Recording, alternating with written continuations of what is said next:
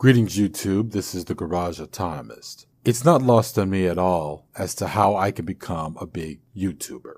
All I have to do is trade in my principles, politics, wit, creativity, ideology, and philosophical beliefs in exchange for racist, pro-rape, pro-capitalist, and anti-women posturing. And it's those politics that are espoused by YouTube's favored of demographic users and content makers.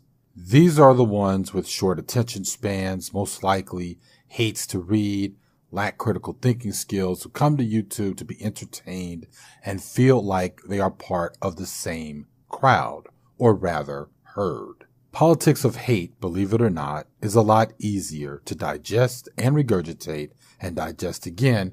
Therefore, it's easy content to sell, like crack. Ask Tommy Sotomayor. The next thing I would need to do is to buy views, likes, comments, and subscriptions. There are many websites that provide these services, and this would be to feather the bed, if you will, so that the real reactionary basement dwellers can come to the channel and sub. Remember that piece about being part of the herd. They love being part of a herd. Lastly, I need to show my face. Now, let me say this before I go on. I have the utmost respect for those who I follow on YouTube who show their faces. I don't believe that I have any more to lose than they do, as I know that they are putting their privacy and safety on the line.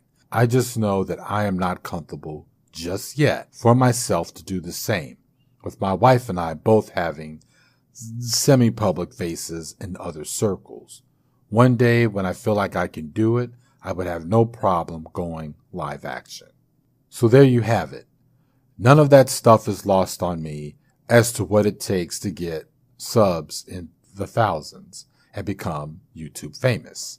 I want to thank you all who came to this channel and saw whatever it is that you saw that was different, unique, or strange, or as an alternative to the right-wing bullshit or the vapid spectacle that passes for entertainment on YouTube. I know I made a video like this before when I had 100 subs, and I get that people think it's weird that I should think it's a big deal that I now have 200 subs.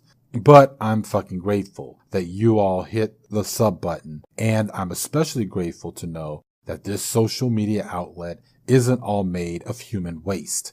And I hope that what it is that I do here will inspire some of you to make content of your own so we can balance the scale. So at the risk of biting off the amazing and dynamic Natalie Alford, I want to give a shout out to the old subscribers and the new subscribers, and thank you all as well. You know, it was exactly last year when I created this channel, even though I didn't post my first video until a month later. This time last year, I was pissed that a group of YouTubers I liked, it seemed, were under siege after Laughing Witch was doxxed and her family business came under cyber attack because Thunderfoot, one who I would consider to be the Tommy Sotomayor of the atheist sector of YouTube, acted like a total beta and whined to his sexually frustrated rape apologist, basement-dwelling flying monkeys to retaliate against Laughing Witch because a letter was written to his employer about his politics on YouTube. It was an act of protest, but he couldn't take it like the alpha he pretends to be, and Laughing Witch was forced off of YouTube. I had just subbed to her, but I didn't get a chance to really watch her videos and her back catalog of videos before she had shut her channel down. Then they came for Jenny and Bewildered Ape. It still took a few more weeks before I decided that the left and progressive voices were definitely being pushed off by a bunch of right-wing goons, and they can pretend all they want that they aren't that. I don't care how long their unkempt hair is, or how much weed they smoke, or how many hookers they fuck. They are real fascist dupes, and it didn't matter to me how small my efforts would be.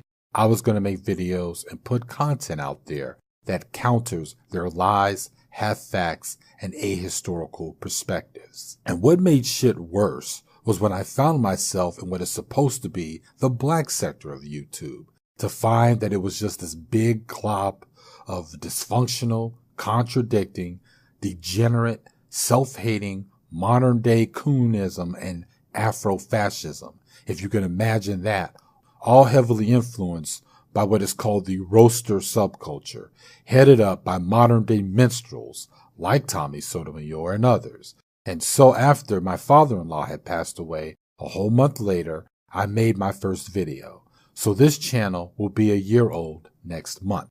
So for the smaller YouTubers who happen to catch this video, if you are watching this, don't hold back. Don't give a shit about the grade of your equipment, what your voice sounds like. If you don't like your face, hide it behind a black screen.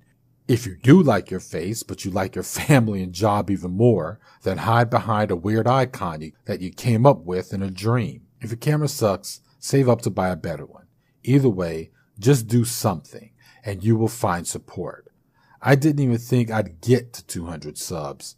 And as for the big subscribers who have subscribed to me, like John Logic and Jenny McDermott and New Possibilities, having y'all sub to me has had a huge impact on my channel, and I want you all to know that I've noticed that. So thank you all again for subscribing to me, and I know I will get more.